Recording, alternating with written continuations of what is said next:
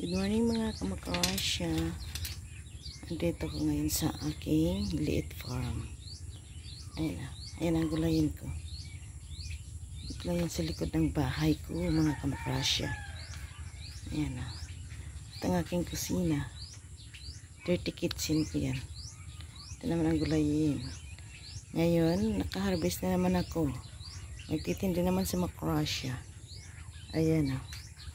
Ayan, galing yan sa aking liit farm. Ayan. Ito. Sitaw. Ito naman sa mga alaga ko. Itlog ng mga alaga ko yan. Ayan. Diba? Ayan ang madiscarding ina. Oh, diba?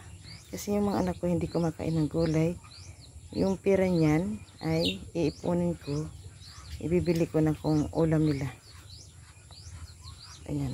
Ayan na. Galing yan dyan, oh. Ayan. Malawak yan na ano ng anak ko alaga. Itik, pato, pabo. Ayan. Mga manok ko andito.